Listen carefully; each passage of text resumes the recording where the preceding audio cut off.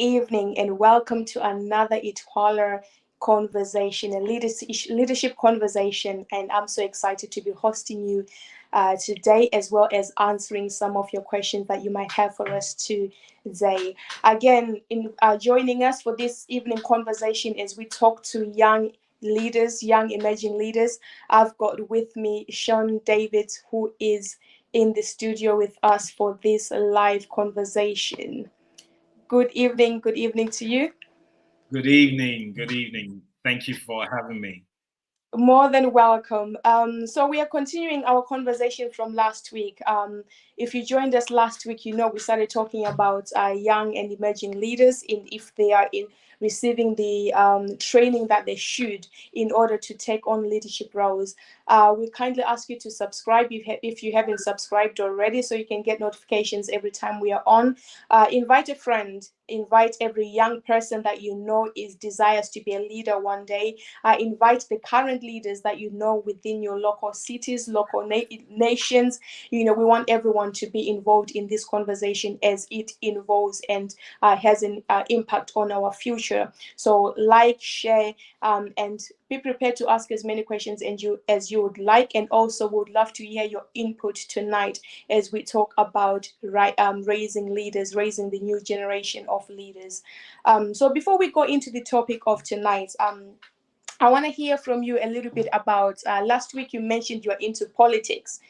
And we just want to hear a little bit about what made you go into politics as, an emerging leader, a current leader, and someone who falls within young and older generation. What made you go into politics in the first place? Thanks for that question. I've always believed that if you don't get involved in politics, politics will control most of your life. And if you don't get involved in it, you wouldn't understand what areas that you need to be careful when building a business, when running a charity. All of these things have laws and guidelines that have been provided by the government in order to build a sane society. And in politics, you get the opportunity to just not know about it, but also influence it.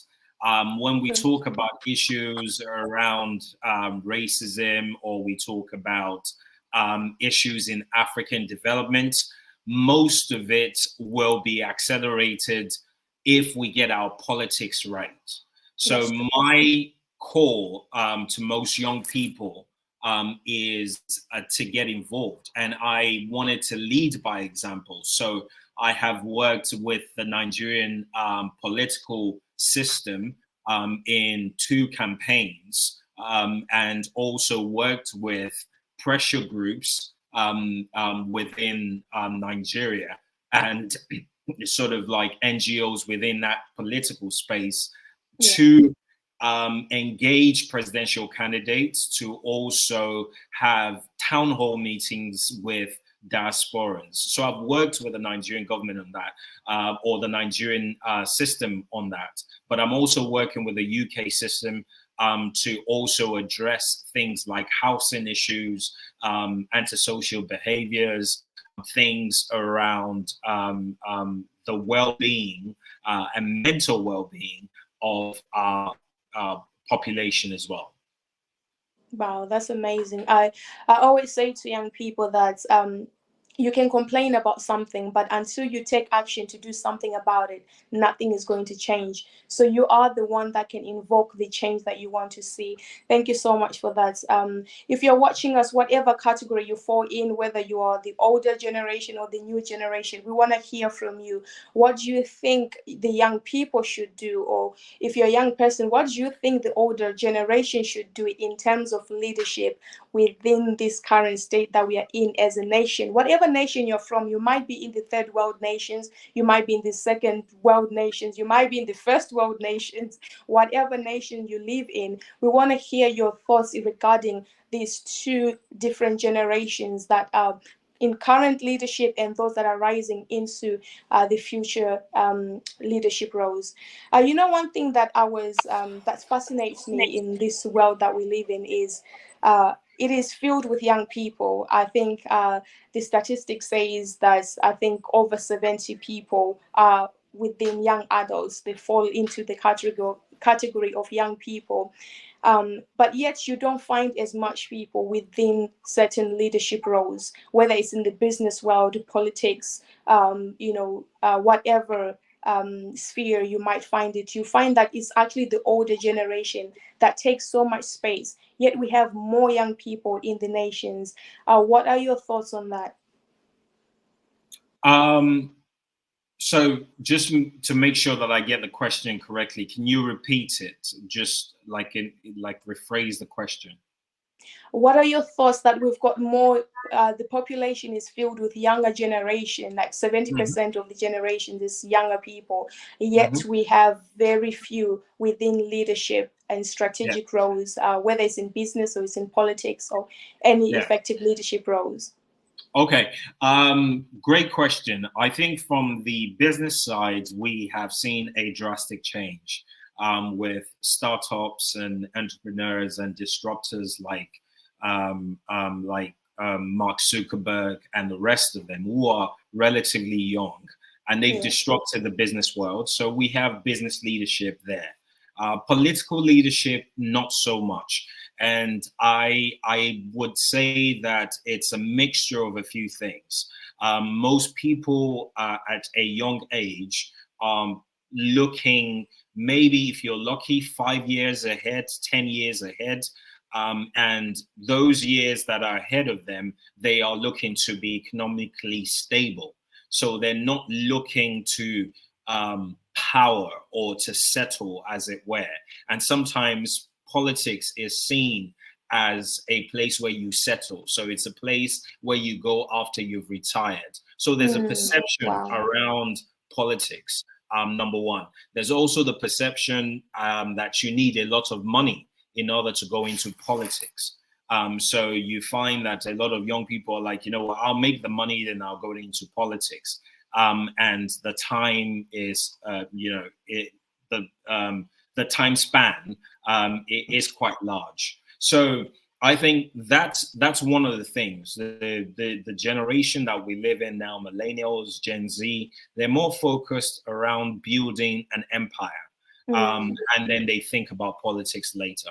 So that's, but you're right in the sense that there are lots of more young people than there are people that represents them at the age that they do within politics. Wow. When I was reading around the news, I'm trying to remember her name, the former Prime Minister of Scotland. What's her name again, if you can remind me? Her name is gone, but the former Prime Minister of Scotland, she just resigned a few weeks ago.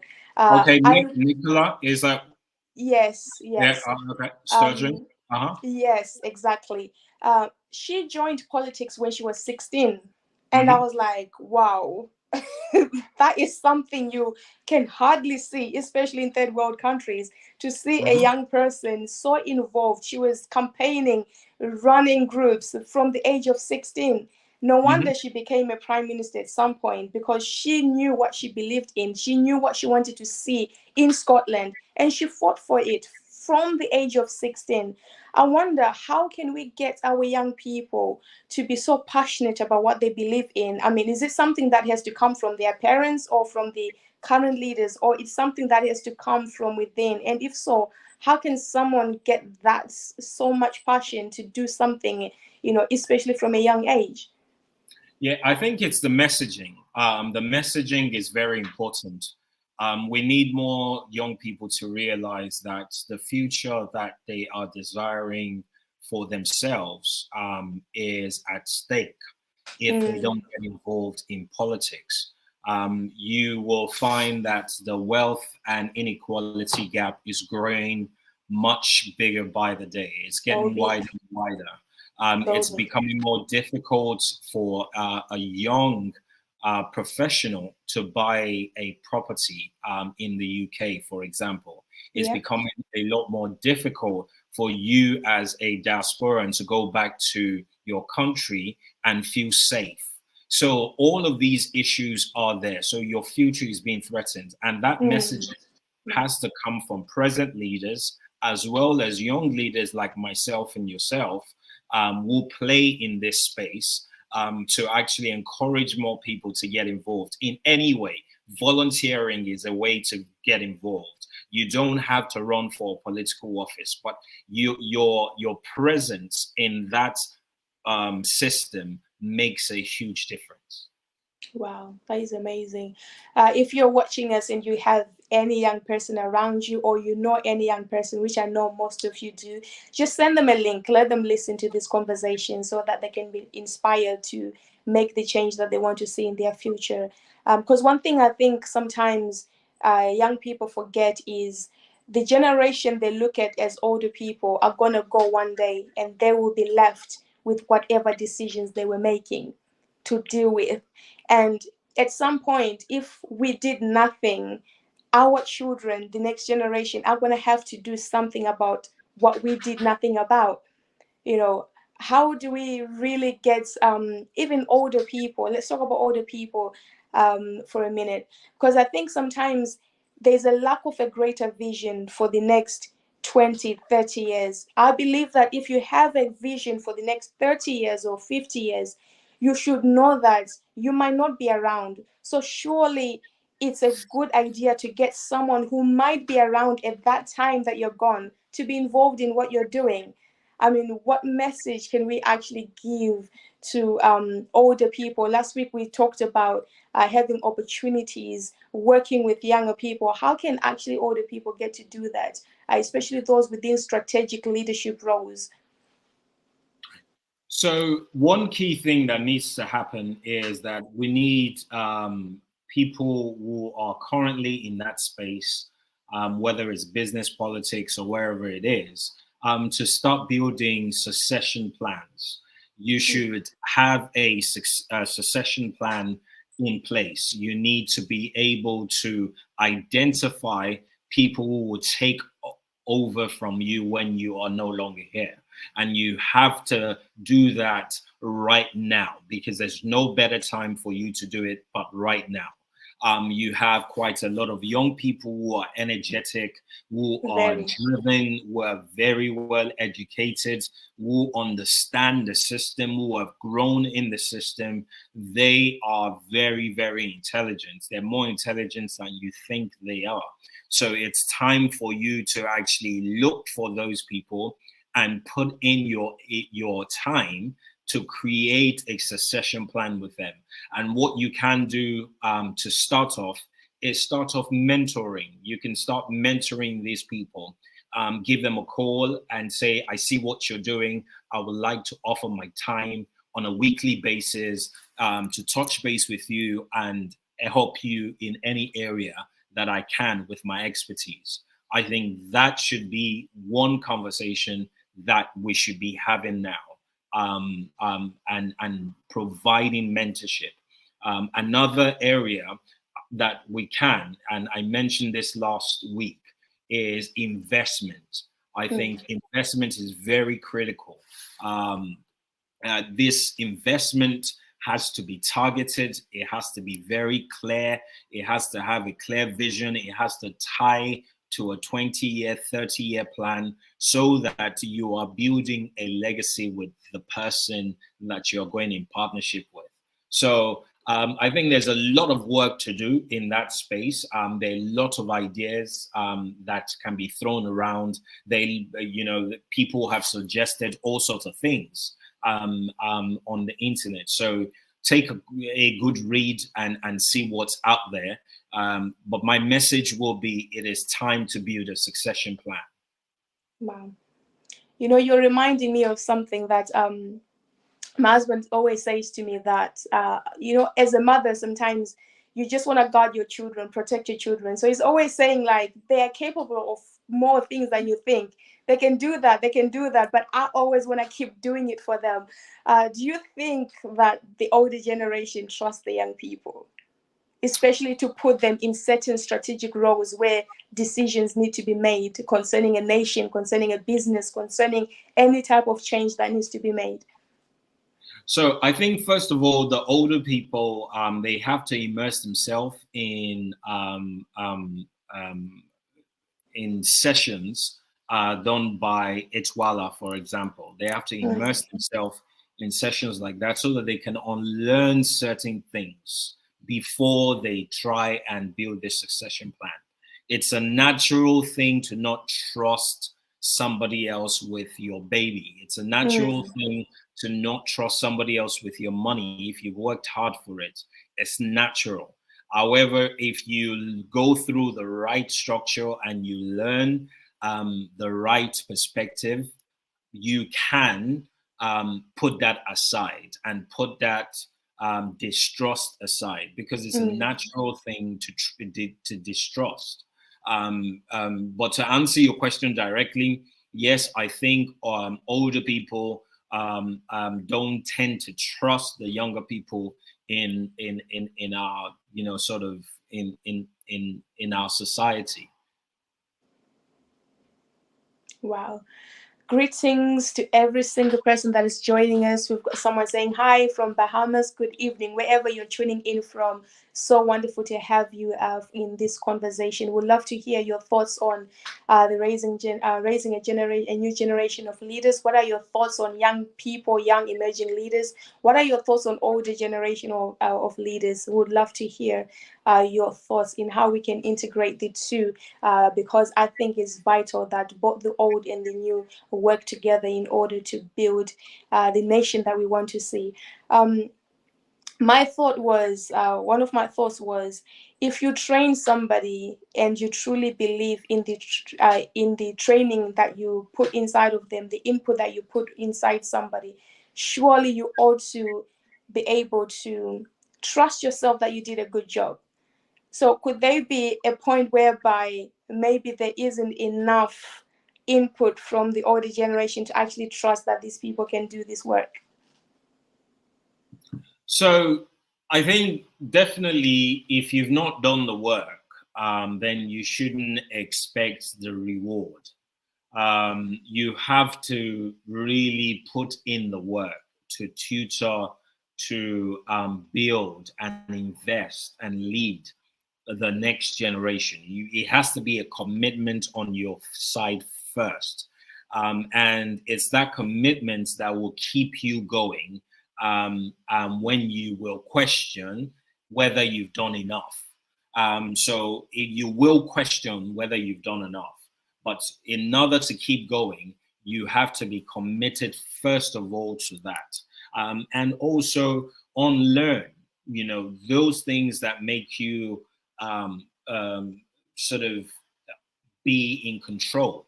And it's a natural thing when you are a manager of something. So if you're the managing director of your company at the moment, you have to have the personality type of, you know, or you must have some mindset around control. You must want to control things because it's part of the requirement of a manager. A manager must be able to control his team, must be able to control manufacturing, his resources, his goods, his pricing. He has to be able to manage all of that.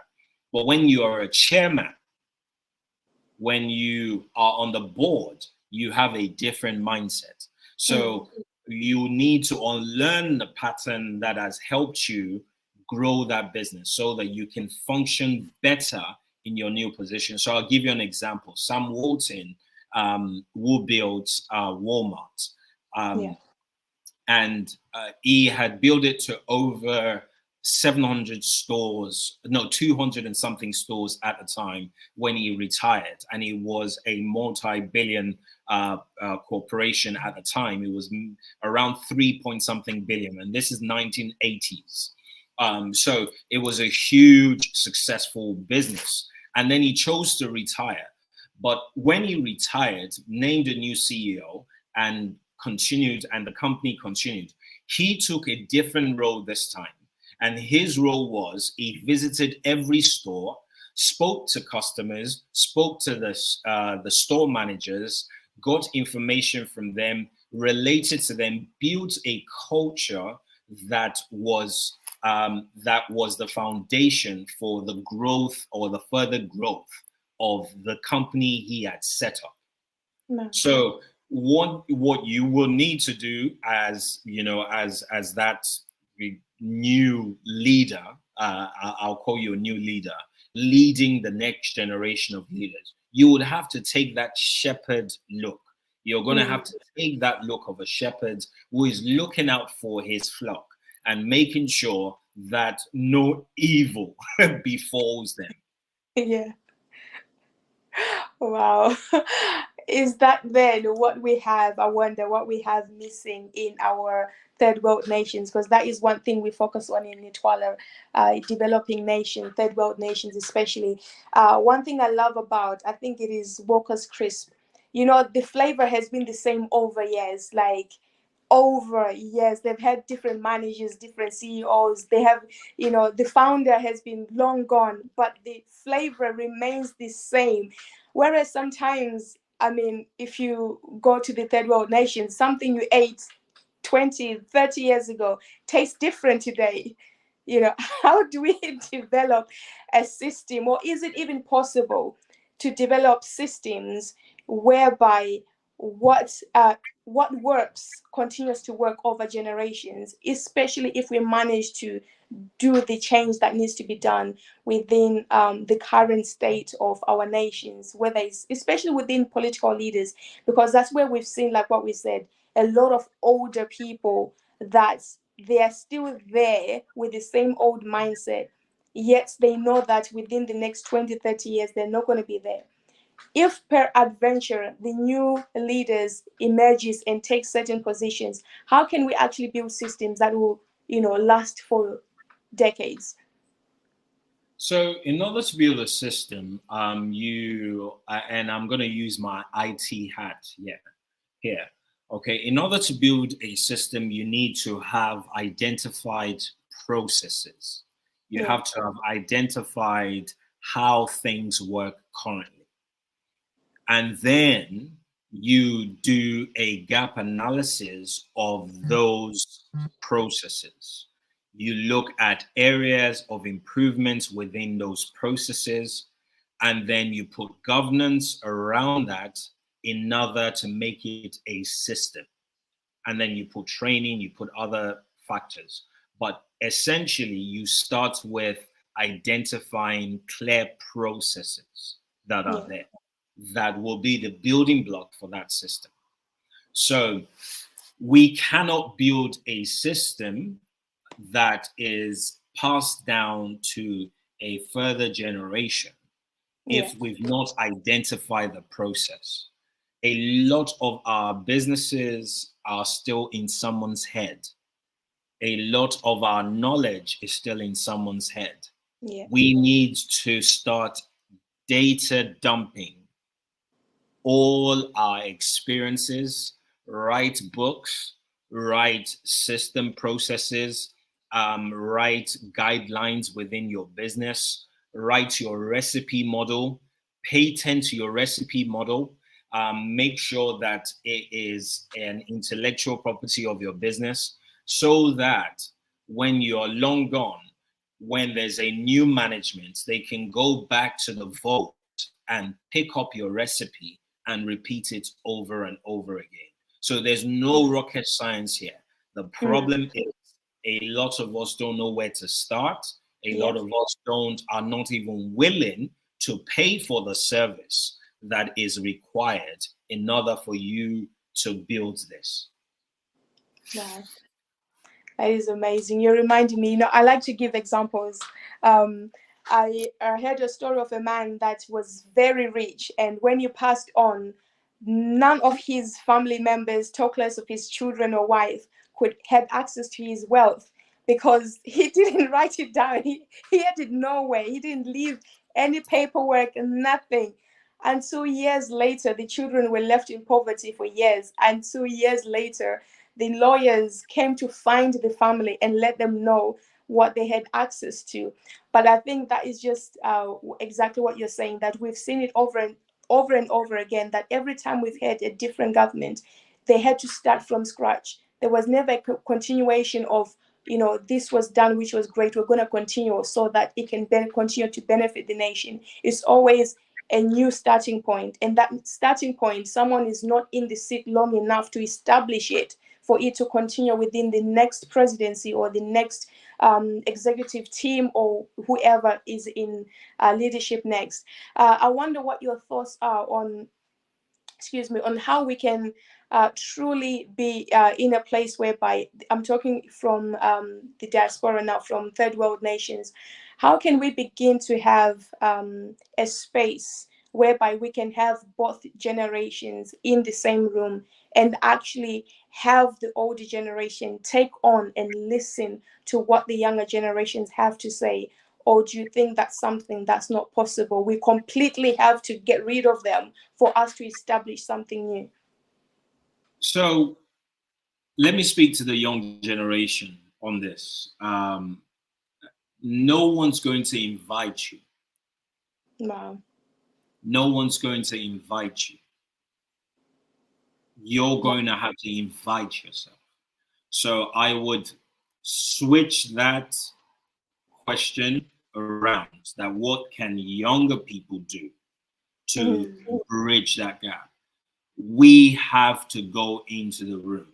So for example, if you are talking about religious houses, churches, for example, if you have issues with the way that the organization has been set up and you feel like young people are not involved, get involved in something, volunteer to be that person, go to the seminary school, become a priest, become a pastor, and go through proper schooling and get involved in that same church. You don't have to start your own church. You can get involved in that church. So that's the church. Business-wise, the same thing happens.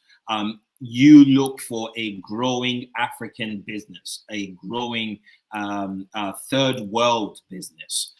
Get involved in that business. Go there and say, you know what, I'm going to work for you at a, I usually will charge £100,000 a month, but I'm going to charge you £10,000 a month because I want to commit into building a bigger empire, both for you as a business and for the third world. You go there with a clear vision and sell yourself to that business. You'll be surprised how many people would happily welcome you and say, no, please come in. And that can be the same thing as advisory. You don't even have to be employed. You can offer your advisory services to these businesses. You can offer your time to coach or mentor their staff members. Let them see your commitment. Let them see the value you bring to the table as well, because no one's ever going to just hand you anything. You're going to have to go for it. So it's more for the young people to get involved in that sense. Wow. And with this, how then do we get to that point? Because coming from a cultural background, if we can touch on that a little bit, we come from a cultural background where it says you don't speak to your elders unless you're spoken to. How then do we break that mindset? Because it is a mindset that many grow up with, and where they get to a point whereby even though they want to fight for a change, they will not fight because I respect my elders even if I see them do wrong. Yeah.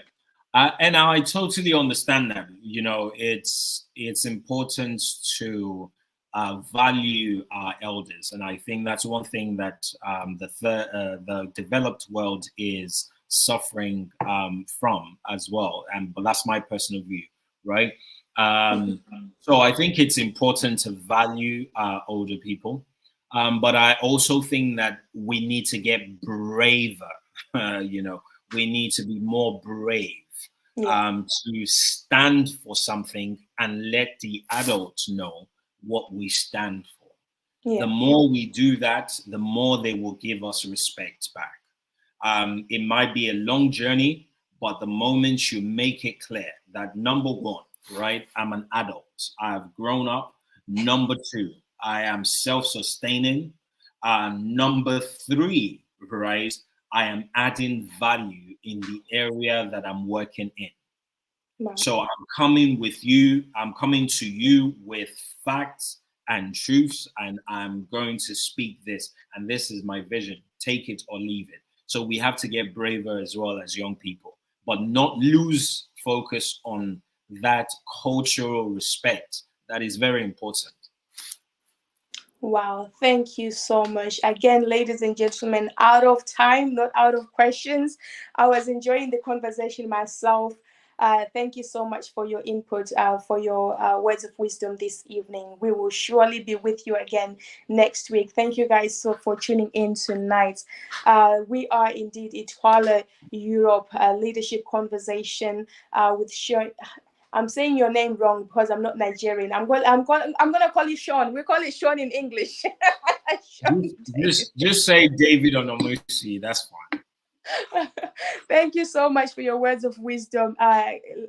Guys, we've heard it. Young people, be brave. Let us be brave and stand for what we believe in.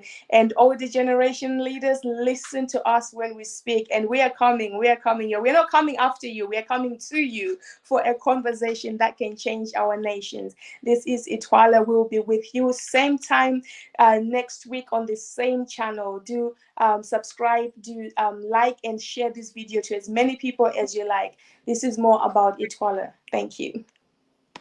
Hi, my name is Miles Monroe Jr., and I'm the chairman of the board for the International Third World Leaders Association.